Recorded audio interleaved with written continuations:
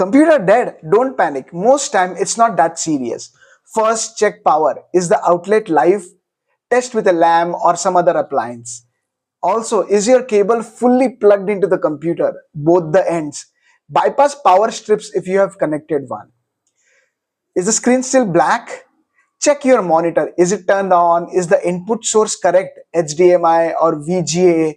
Try unplugging and replugging the display cables. Still nothing? Disconnect everything. External drives, USB, even your mouse.